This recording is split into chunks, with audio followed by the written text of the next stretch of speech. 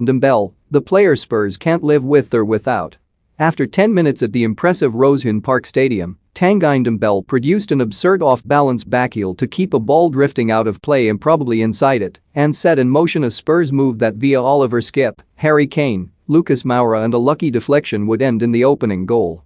After 25 minutes, Tanguy Ndombele dangled a half-hearted leg at Flavien Tate on the edge of the Spurs box and, that gambit having inexplicably failed, didn't bother tracking the Rennes midfielder as he played a 1-2 with Serhou Guirassy before curling home the equalizer. "Welcome back, Tanguy.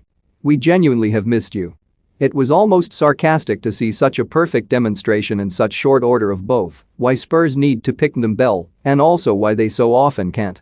The game continued in the same vein, with Spurs yet again desperately short of creativity and fizz. What little there was generally came from the feet of Ndombele and occasionally Bryan Gil, but rarely threatened much in the way of end product. Ndombele giving the same defender twisted blood 3 times in the space of 10 seconds before looking up, seeing nothing and having to pass the ball backwards to Ben Davies rather summed the whole thing up. There is a joyless, deadening quality to Spurs football right now, and while Nuno has done little to solve it, there is no doubt where it finds its root.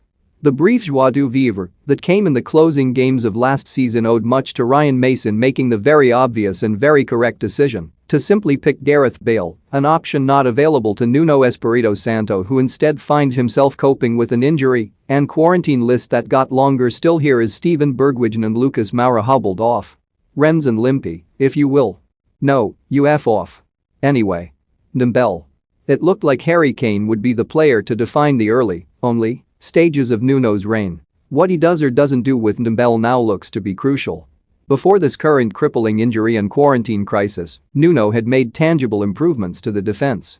He has previous for this at every club he's managed, and while clean sheets every week was unlikely to continue, it didn't feel entirely like something built on sand. But Spurs have been chronically poor going forward. That was fine against Manchester City, but has been a hobbling problem since. Spurs are ponderous and predictable in attack and are far too reliant on Harry Kane and/or Heung-min Son making anything, happen. With Spurs now shorn of pretty much all their most reliable defenders, there is even greater reason to think that something has to change. It would be hard enough to bottle the lightning of their 1-0 win over City and achieve something similar against Chelsea even with a full-strength defense. The ease with which Crystal Palace carved them apart tells you it is now impossible. Spurs have to try something. It probably still won't work. But they cannot maintain this level of drudgery. Whether Ndombele has done enough to earn that chance, on or off the field, because he was still often off the pace here, is frankly moot.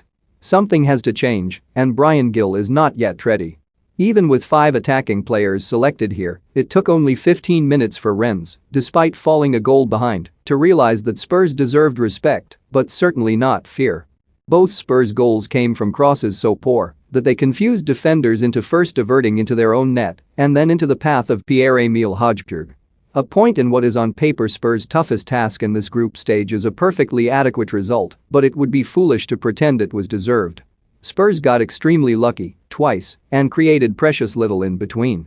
Nuno chucking 5 attacking players into his starting's eye here was a clear response to the drabness of the Palace debacle, but the game itself showed that it's not quite as simple as that. Spurs were being overrun when Bergwijn's injury forced Nuno into a change. He could have gone for Dele Alli, he went for Højbjerg. It was very on brand, but it also proved to be the correct one. It gave Spurs a foothold back in the game, and while they remained second best, it was never quite as strikingly one-sided as it had been. There's a balance to be struck. Spurs flirted with the wrong side of it in the first 3 games of the season and got away with it. When it went wrong at Palace, it did so spectacularly. Whatever they do